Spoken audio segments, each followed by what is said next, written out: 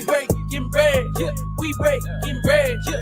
We breaking bread, yeah. One conversation at a time. We breaking bread, yeah. We breaking bread, yeah.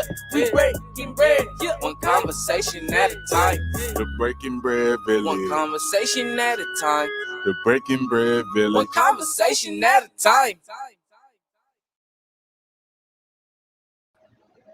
Hey everybody, welcome back to the Breaking Bread Village. I'm so excited to have our guest on for today.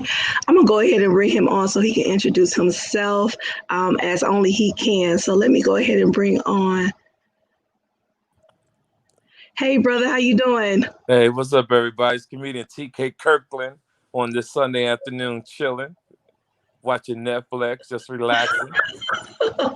I know that's right. Yeah, I'm just so excited to have you on. Me and my husband both are a fan. My husband's actually from Detroit, and everybody there knows you and talks about how, down to earth you are and just laid back. So I'm excited for you to be on today and just kind of vibe out and talk about some things. Okay, cool. I'm ready when you are, darling. Go ahead.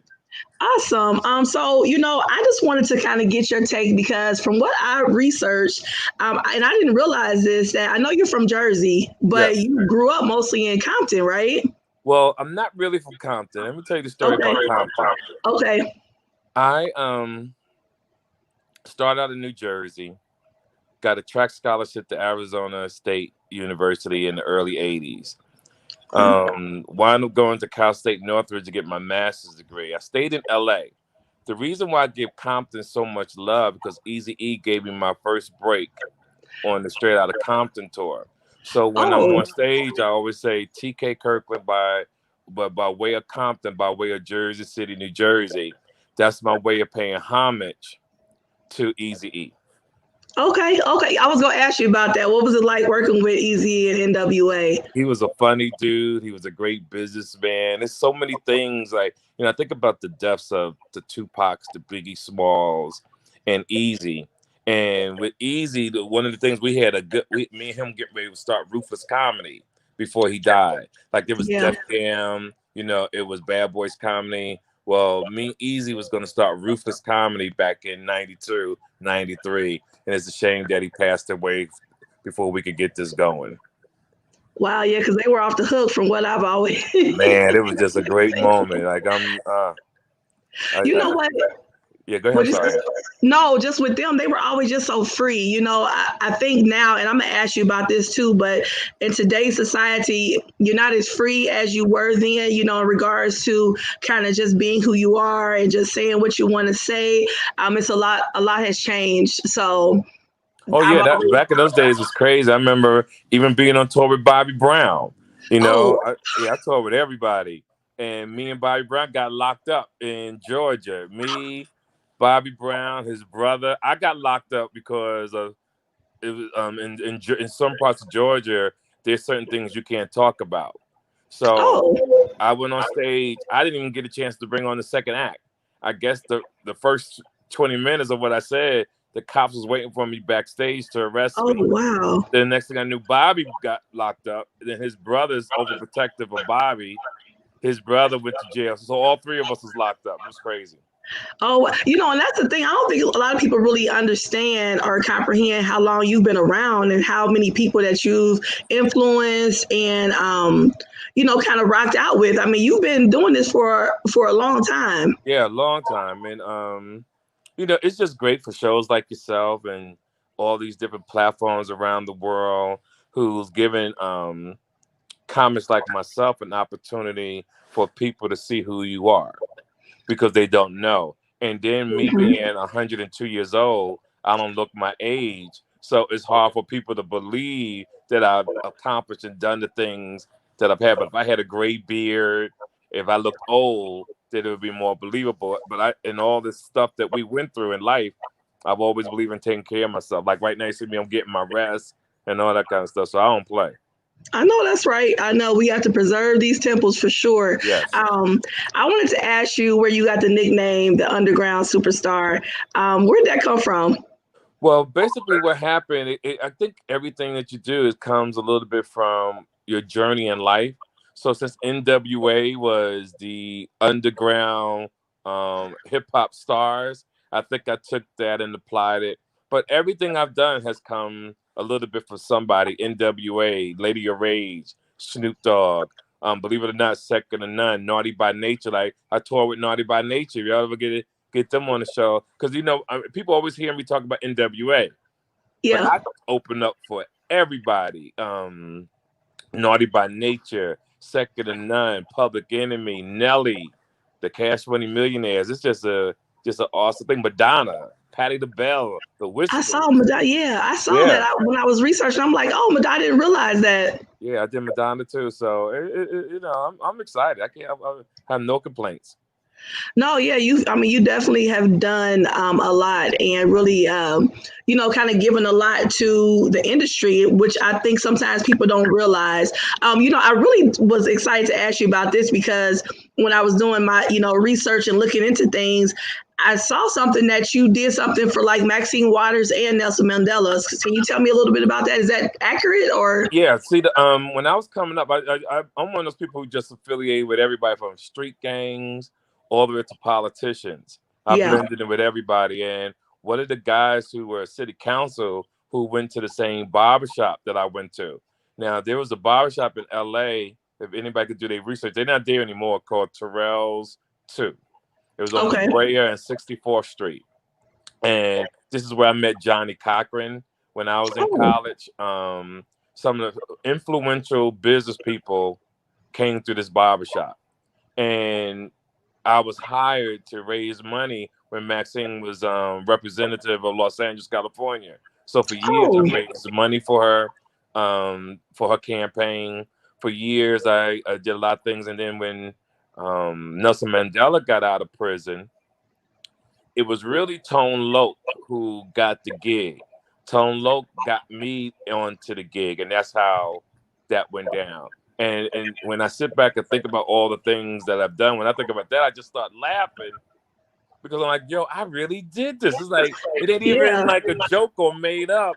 And like I was talking to Godfrey, the comedian Godfrey, the other day, and we were just talking about like, yo, it's really beautiful that I have people like him and people who are not afraid to tell the truth that TK Kirkland really did this.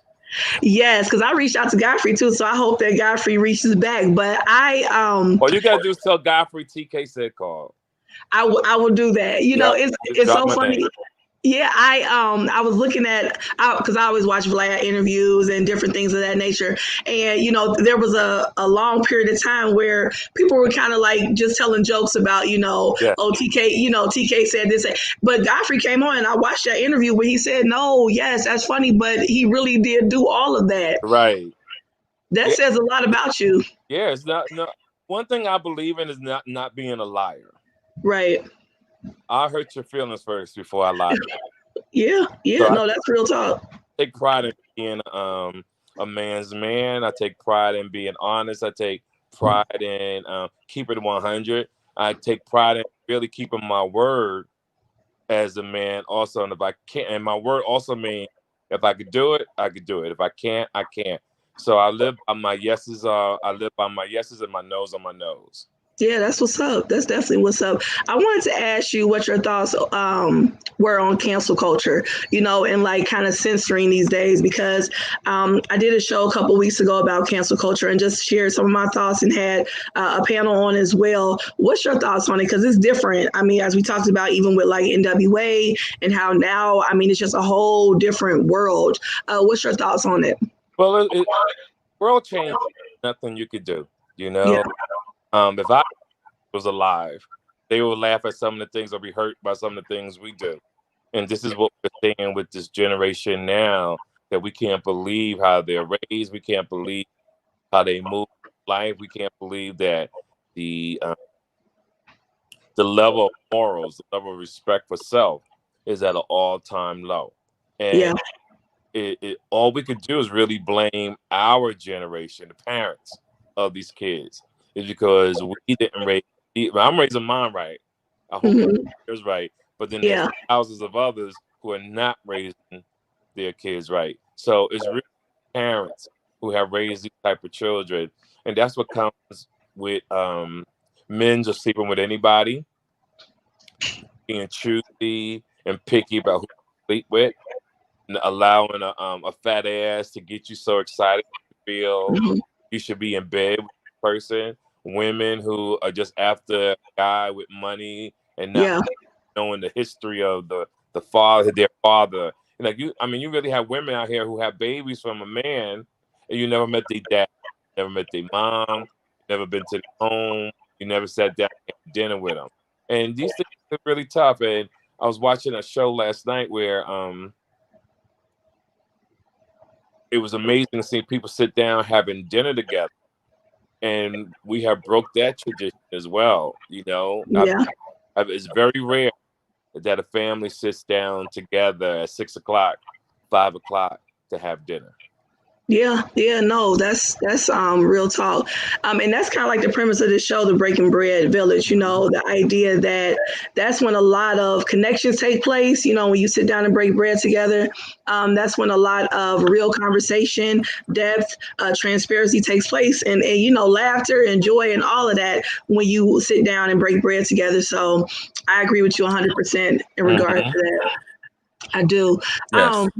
I wanted to know, we talked about cancel culture, but in regards to censoring comedy, you have a lot of comics now that are kind of pushing back in regards to censorship, where they're purposely, I know I watched one with, his name just escaped me, where he basically, Dave Chappelle, I know his name, where Dave Chappelle basically pushed back and said, I'm basically going to say what I want to say and y'all can cancel me if you want to. What's your thoughts on that in regards to, censoring comedy? Because comedy is supposed to be authentic and kind of real to the person, right? And now it seems like you can't do that. Well, it depends on. I think the industry messes with who think they can get away with certain things. Dave Chappelle said it. I've always been that way. Yes. But I'm my own boss. I don't have to answer to anybody. I think if someone employs you, you do have to be respectful for what their wishes are, because someone is writing you a check. You can talk all the mess you want, but you can find out who you really could talk about by the person who writes you the check. And if that person stops your check from coming in, then you understand, because Nick Cannon's situation was a horrible situation on so many levels. It showed that he really wasn't the boss who he thought he was. He's a wonderful guy. I think I love Nick. It's just that I hate that he got pulled down a lane that he wasn't too experienced about. And he got pulled down a lane that exposed that he should have been had ownership of Wild 'N Out, or renegotiated with them or something, or he was a partner with it. Because Nick Cannon going against Viacom is like you going against the government. They're too powerful, they have too much money, and they'll run him until he spends every dime. So that's going to be a case that's going to go into the millions, and we'll see. Hopefully they can settle out of court. And hopefully they give it back to him, because he really didn't do nothing wrong. He's a nice guy. He's a nice kid.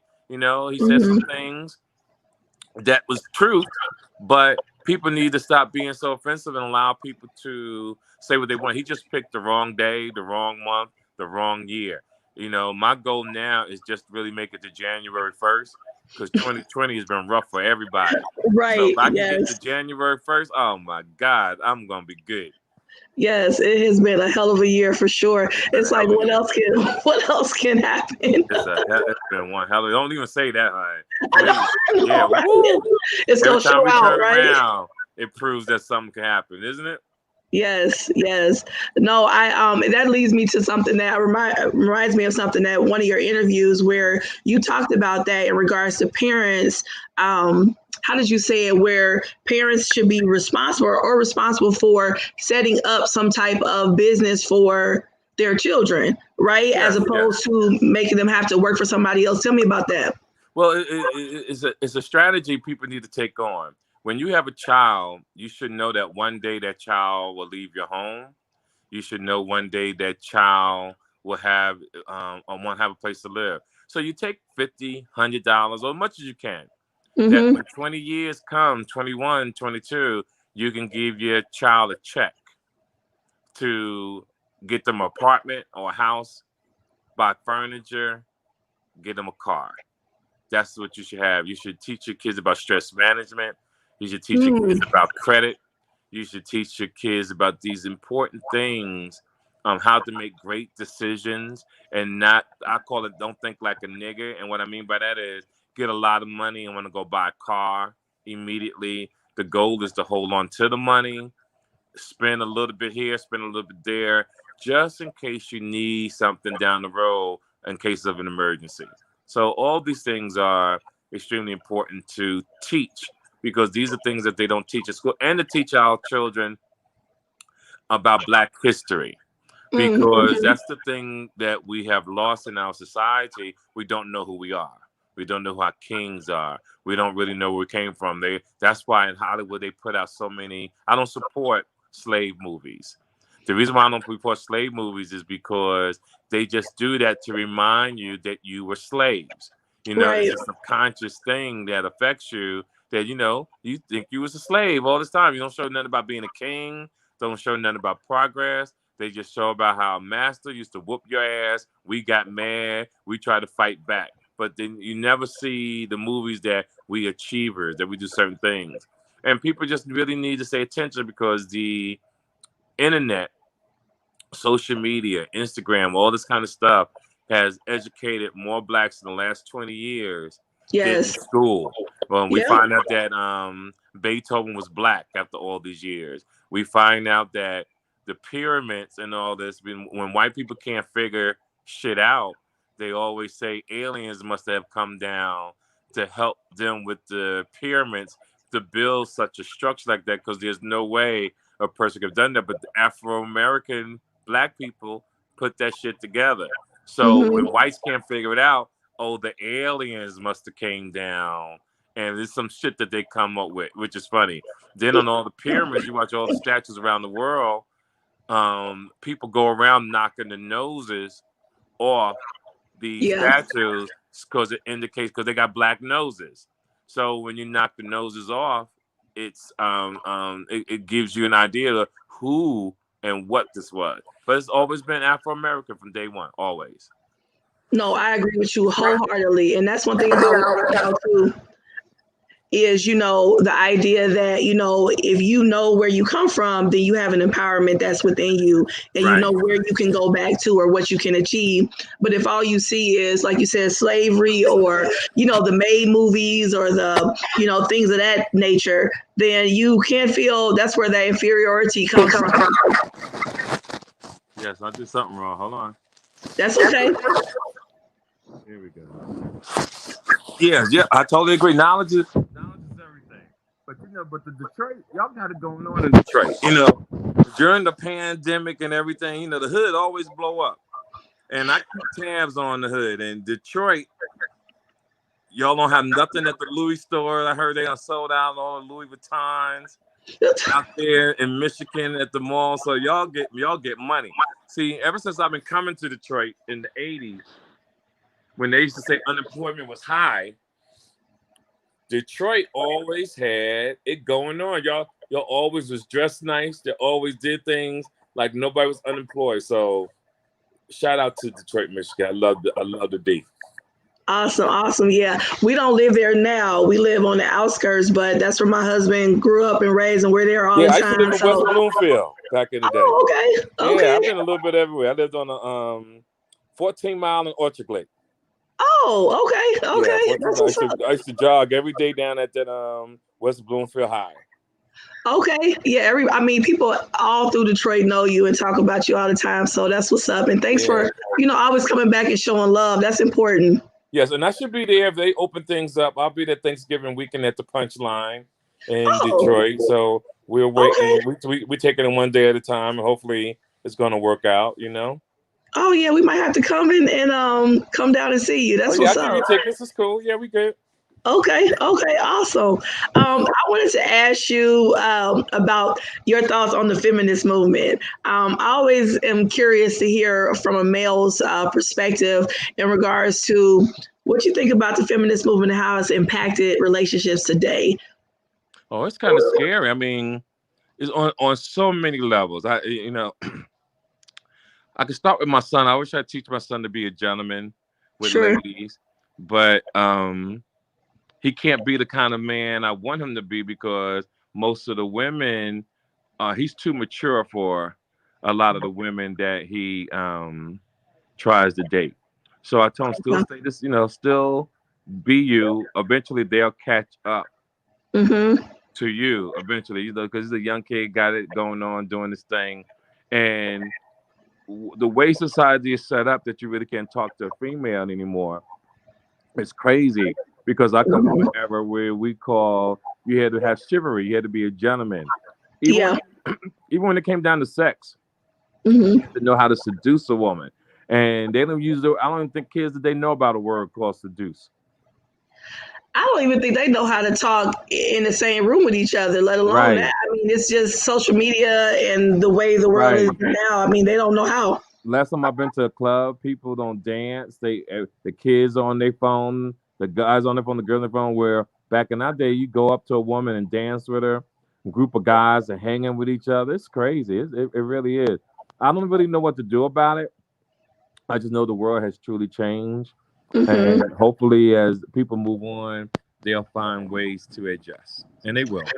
Yeah, yeah. We're resilient people for sure. Yeah. So I wanted to ask you, I know that you had mentioned in an interview that I watched some time ago that your father, passed away at a young age. How did you learn, because you're very wise, and have a lot of knowledge in regards to different things. So how did you learn that? Did you have different people in your family that kind of set the way, or was it just kind of trial and error that you learned how to be I the way made a you lot of mistakes. Yeah, I made a lot of mistakes, and it's good to know that I got lucky. Some people make mistakes and don't make it out, or they're damaged for the rest of their lives. I made Yeah. mistakes and was able to truly win. And the thing that I wish the most out of all the things I've done is that I wish I had one mother, one baby mom, and not five kids or five kids from one woman, because Hmm. then everybody turned out well. It's just that I would love to have everybody under one roof so they could truly get the wisdom that I have to offer. That's all. Yeah. Yeah. Other than that, I really love having. I really liked back in the day having sex with a lot of women. It was Oh, I'm being real. Some people don't. oh yeah. Some people don't embrace being a player. I enjoyed that shit. I ain't gonna lie. Hey, different strokes for different folks, right? I love it. I ain't gonna front. I sure did.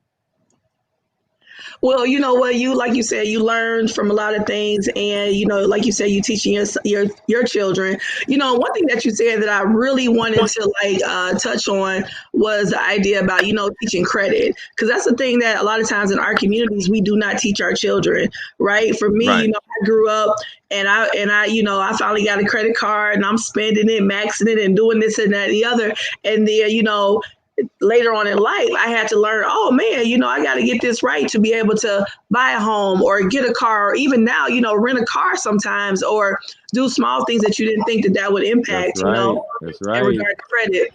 And the best way to teach people about credit is always say, pay your bill. Yeah. That's all you got to do. All you got to do is say, pay your bill.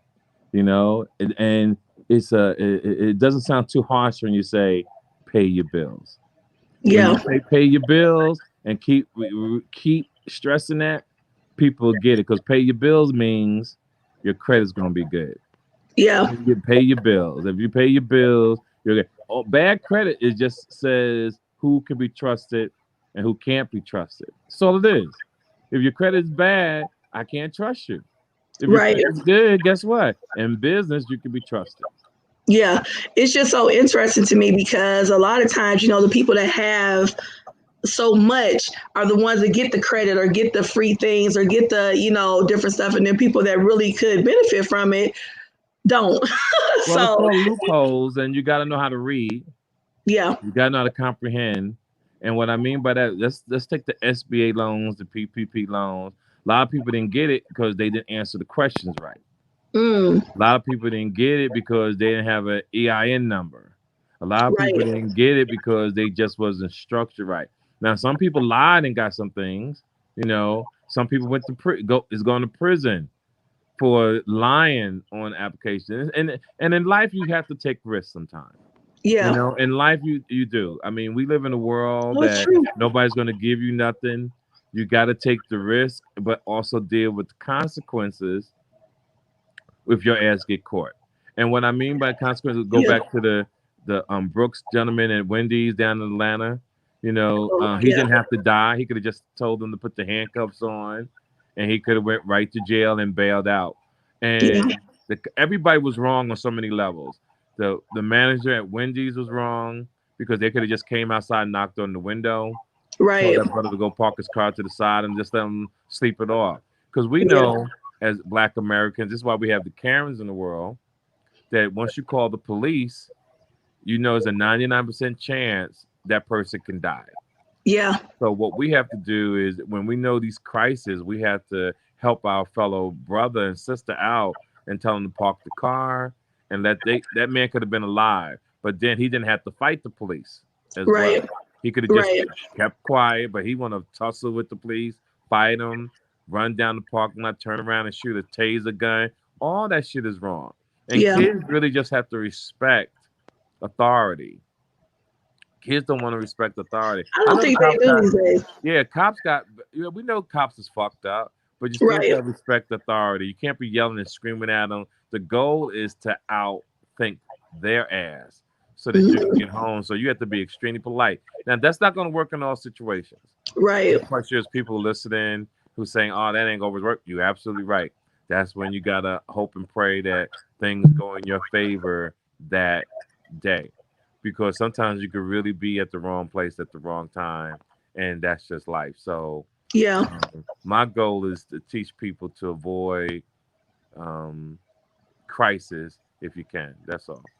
Well, I'm glad you said that too, because sometimes you can kind of get in trouble with saying that, as a community, we do have some accountability in some things. I mean, that's just the honest truth.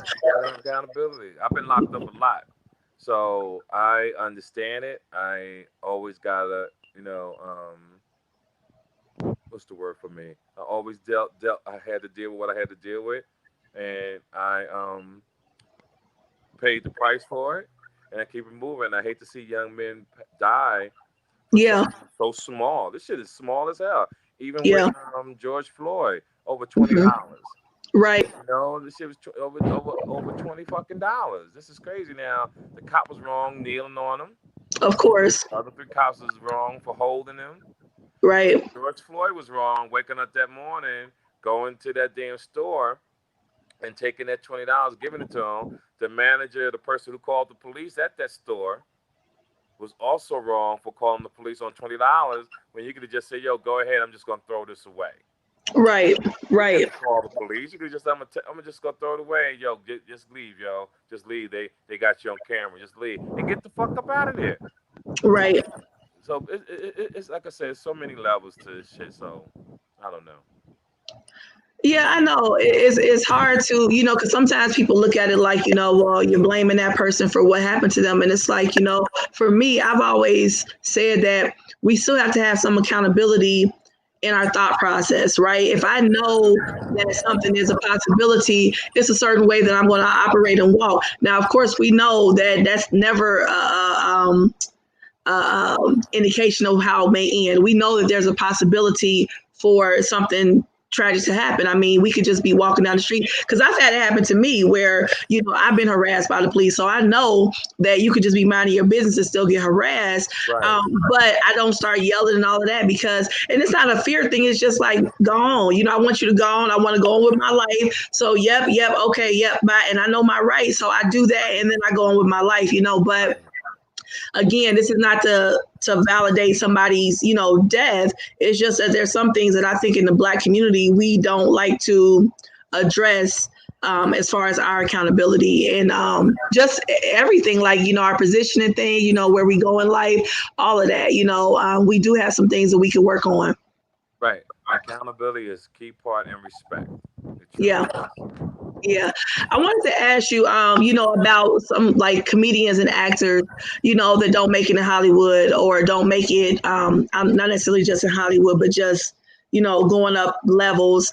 What's your thoughts on that? Because there's some people that I know that I look back and I say, wow, whatever happened to that person, because they were really good and sometimes better than some of the, I look at some of the comedians now that I like to say they've given us, because some of them, I'm like, they're not even that funny. You see some that are really, really funny, and this is all, relative, of course, but that don't make it. What's your thoughts on that? Because, you've been in the game for a while. That's just the way it is. It's just the industry. It doesn't mean that you're not good. Right. Some comedians don't apply themselves. Some people don't go after it.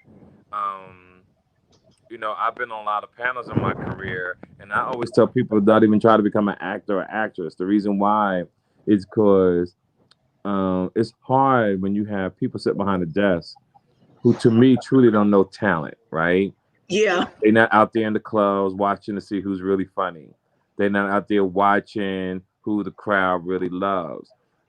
We have people who make these choices who just really go off what they think. And you really got to know the game. It's just like in basketball. You find basketball players who become assistant coaches and coaches. Well, what we need in the industry is have comedians become agents. Right. Because the comedians know who's funny. Mm-hmm. Comedians know who can turn the crowd out, who's hilarious, and who's not. And until we do that, we're always going to have the wrong person on top of the throne. Not saying that person's not funny, but that person who's on top of the throne knows at least 15 other people who are funnier than them, male and female. Do you have any favorites? Any favorite comedians right now? Being a comedian yourself. Well, what I do and what I've learned, I don't really talk about it. I just really keep my thoughts to myself, because I work so hard to get where I'm at. I don't even want to say another comic's name out of my mouth if I don't have to. Because it's all about you and me. It ain't about nobody else. I don't really give a fuck. Don't excuse my language. No, that's cool. That's cool. Yeah, no, I don't care. feel you on that. So I wanted to ask you, have you ever had after a show, because you are pretty straightforward, transparent, you don't pull any punches. Mm-hmm. Have you ever had anybody try to meet you outside, or because I watch comedy shows all the time, and especially the people that sit I don't know why anybody sits on the front row. I would never sit on the front row, because it seems like the people on the front row always get called out in some kind of way, and I would be so embarrassed. So I would never sit there. But have you ever had anybody get mad or anything, or try to escalate it after the show? Oh, no. We're not going to have those problems. Yeah, not at all. That ain't never going to happen. Mm-mm. Say, no, that's not happening. That's never going to happen. And it doesn't mean I'm a violent guy, Oh, yeah. I'm just a guy who, my demeanor itself shows respect. And when you carry yourself with dignity and as a man, people are not going to cross that. Because when I do get people on stage, I'm not doing it to be mean. It's just having fun. We're having a good time. Sometimes, females will get upset with some of the things I say, but if I don't have nobody walk out my show, if I don't have nobody get mad, I didn't do my job. My goal is to hurt your feelings when I'm on stage so bad in an intellectual way that I know that even if you hate me, you will remember me for the rest of your life. I'm funny. It's just that I'm saying some shit that, damn. Yes, you have. Yes, I've had that happen to me. Me and my husband are watching some of your stand-ups or different interviews. Right. And you said stuff about, especially or how a woman should be or how she should act and da-da-da-da. And he just starts cackling and, laughing and, doing all of this. And it's not that.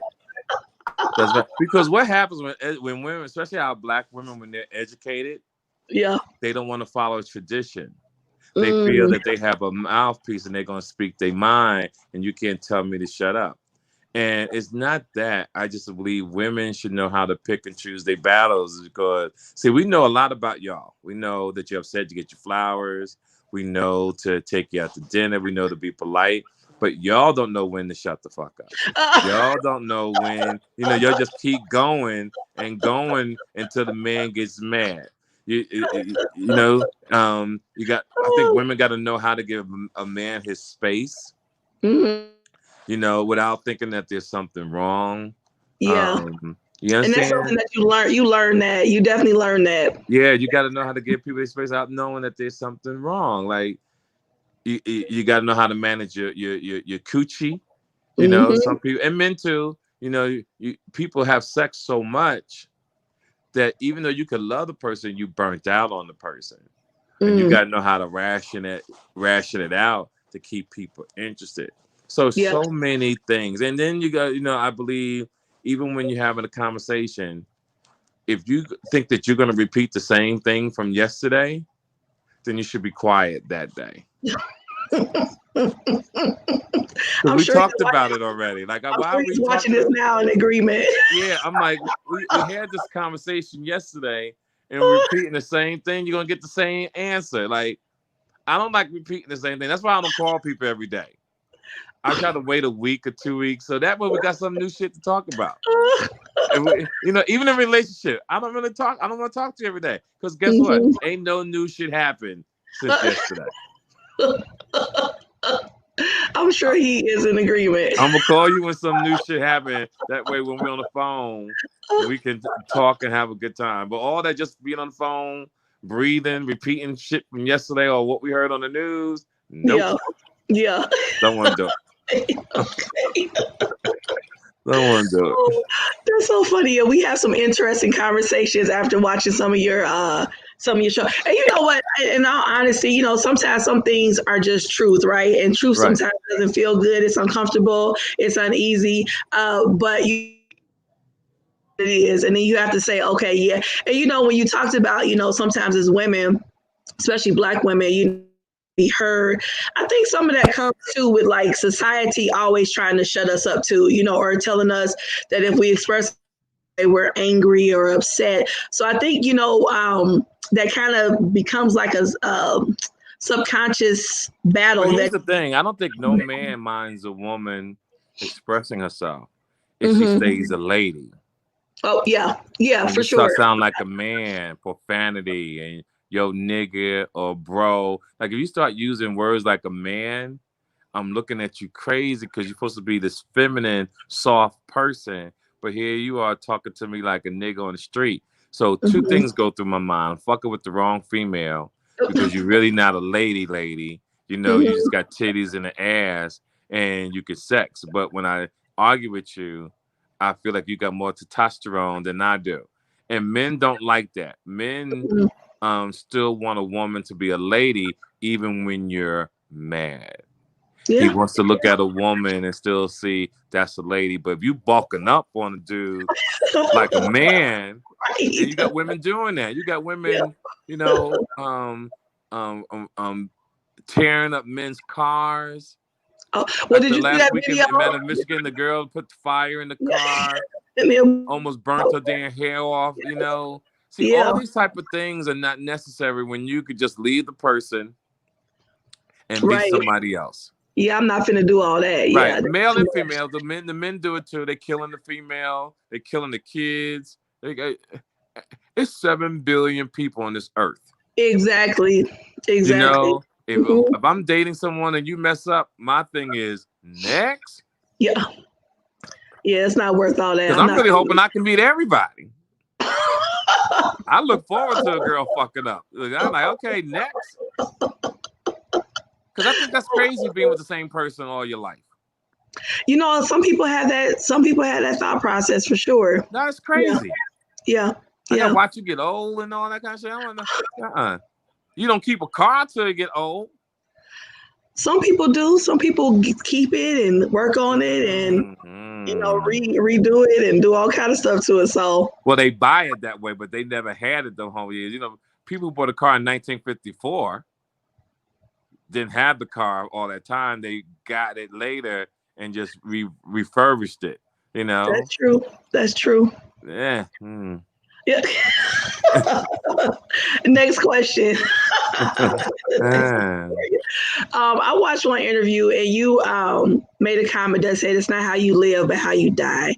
I just kind of wanted to ask you a little bit more about that because I thought that was pretty profound. I was like, oh, that's really, I really like that when I started thinking about it and kind of dissecting it. So I want to hear what you meant by that. Right. Well, it's not how well you live, it's how well you die, is because most people, the tables turn. You live a good life halfway, but think about how many people, your aunts, uncles, friends, who as they got older, were broke or had to go in a senior citizen home, who had no medical insurance, who didn't even have a car, who had no dental plan, had nothing. Yeah, that's true. Or because you was just you ran out of money. You treat people bad when you did have money. Nobody's around you now that you die. Yeah. So that's what I mean by, is that how well you live is how well you die. Because if you can die well, then that's awesome. To me, that's just my opinion. No, that's really deep, because I mean, it does, of course, based on how you live, does impact that. But I see what you're saying in regards to, it does say a lot about a person when they're in a nursing home, thrown away in a nursing home, and nobody comes to visit, or Right. nobody around them. Because I've seen that so many times where people put people away, and especially if I hear like someone died in their home alone and nobody knew for like months. That's really sad to me. Yeah, you know what I'm saying? it is. It is. That definitely says a lot. Okay, well, I have one more question for you. I just wanted to know your take on the current climate right now politically, and what you feel about what's going on right now. It's a lot going on. I mean, it's a lot Well, going here's on. my take on it. Here's my take. We're going to end it on that. I'll tell you my take. Okay. I think we're in a bad situation for the next 12 years. Okay. I don't see the world getting back to 2019 for 12 years. It's going to take 4 presidencies. Because if Donald Trump doesn't get reelected, Biden and Harris will only have one shot at this. They'll only get 4 years. After that, Harris will not become president of the United States. She'll run, but she won't become president of the United States. Then you have another president who will have those 4 years to try to get it together. Then after that presidency, then you'll have everything will start getting back to normal. But during that time, in 12 years, I'll be 71 years old. So that's how fast 12 years is going to go by. So why do you think Harris won't get elected? I'm just curious. Well, they have too much baggage that has traveled. I agree. Their baggage is heavy. Yeah. You got Biden saying things from the 70s. You got Harris doing saying stuff right now. Sometimes it's like, be quiet. Got Harris being brought back up for things she did to the Afro-American man in California. A lot of women don't like her. See, when you saw Obama in office, there was pride because you knew this man never did nothing wrong. You heard nothing bad about Obama. There was nothing that he said years ago that came to back and bite him on the ass. As far as I'm concerned, all the candidates are horrible. Trump and Pence. What's the vice president's name? Pence. Yeah, he's horrible. Biden and Harris is horrible. So what people have to do is that there's going to be fraud in the voting situation, but we still have to come out in extreme numbers so that if the Russians or the Chinese is fucking with the election, they won't be able to manipulate it because the numbers were so high. And I know people are bringing back the stuff of Biden with acting like he's a pedophile by touching the little kids, and it is uncomfortable. And I'm talking about Black people. It is embarrassing to hear Harris, what she has said and done to people in America. I mean, they're all bad. Trump, all of them bad. But Trump has to go, in my opinion, because Trump doesn't understand the hustle. And what I mean by the hustle is, we know you're going to get yours off the top, player. Like, get yours off the top, but you don't take care of the people. See, we don't mind you making side deals if you take care of the people. Because that's politics, right? Yeah, if Trump was in the street, they'll kill him because he's all about himself. He doesn't want to take care of the people. So what I'm trying to say, whoever gets to the top, you got to make sure you look out for your people, but also understand, ladies and gentlemen, that no presidency, probably other than JFK, really looked out for the Afro-American agenda. That's true. I'm glad you said that, because a lot of people, and I know people hate when I say this, but, Obama was nice to see. He was nice to see in that position, because that was something that we never thought we would. I mean, people would tell jokes like, oh, that'd be before, we get a Black president. That was always a joke. So when we saw it, it was beautiful to see people that were in their 80s, 90s, 70s. My mother who, grew up down South, and to be able to see that was beautiful. He was very eloquent, charismatic, charming, all of that, very well put together. But in regards to helping our communities, he didn't do anything. Right. Yeah, we got some people out of jail. Yeah, we try Yeah. to pass a bump. But see, what I mean, we really need somebody from the hood to make it to being the president of the United States. People who really understand the pain of the Afro-American male and woman. You Yeah. understand? And the first thing they could start doing is reparations.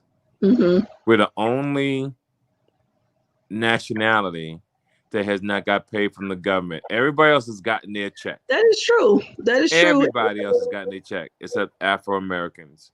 We're the only ones that haven't gotten our check. And I think that is wrong that they're doing that to us. So I think that even if a president went up there and at least fought for it, Yeah. and at least that you show that, at least fight for it, is a different ball game. At least go up there and fight. And if we lose, we lose. But at least you took the people under your wing and you was going to try to do that.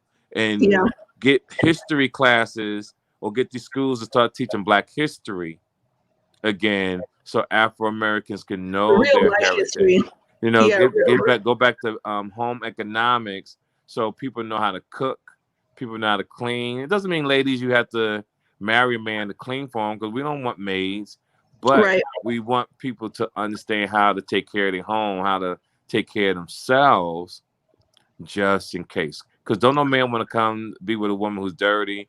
Don't no man want to deal with a woman who's dirty, and a woman doesn't want to be with a man who's dirty. You just have to truly be clean and know how to wash your sheets, keep the bathroom clean, wash your dishes, vacuum. Because just because if you're in the ghetto, don't mean you have to live like you're in the ghetto. It's a mentality thing. It's a mentality thing. You know, that's why. It doesn't have to be dirty. You still can be clean and keep everything together. You know, and the most important thing is your health. The reason why the pandemic knocked a lot of Afro-American people out, because we wasn't healthy, we wasn't exposed, and that's why right now you take the time to start with your health. So in 10, 15 years, when another crisis comes, at least it won't be your health that will destroy you. A lot of people die because they wasn't healthy or underlying issues. So to the men, you got to eat right. Stop drinking all these bottles in the store and drink a lot of liquor, messing with your heart, messing with your health, getting erectile dysfunction. Because men always want to wait till they thing don't work anymore to want to eat right now. The woman is suffering because, you know, she ready to get loose. She want to, you know, make love to a man. And I don't want men to wait till the last minute. And know your numbers, know about your high blood pressure, know about and keep your numbers right. Try to stay away from meats. Try to eat a lot of vegetables, drink a lot of water, get your rest, and stop thinking because you went out to a club or the corner just drinking liquor, putting in your body that one day is not going to affect your health.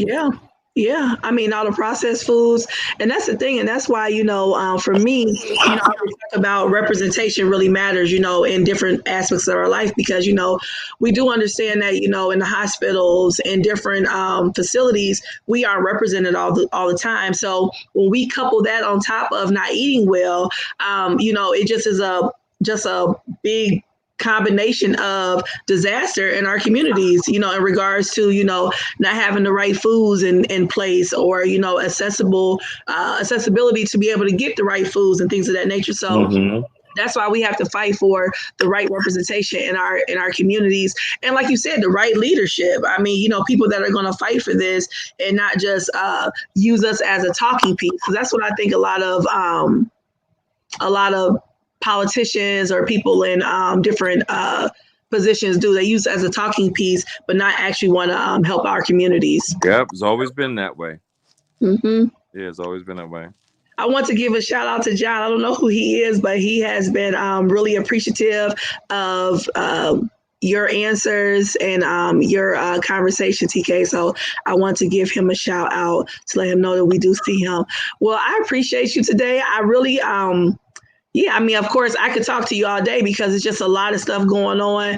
And like I said, I've watched tons of your interviews and the stand-ups and stuff. So I always have kind of followed your work. And so I appreciate the work that you do. And I want to say again that I really do, because, I don't want to take that lightly, that how you go into different communities that, sometimes people, when they have the type of, platform that you have or the length in the industry that you have, they forget about the community that helped get them where they are. You know what I'm saying? That happens quite often. So I wanted to thank you for that, because a lot of people speak to that about your character and how authentic you are and how real you are. So I appreciate that.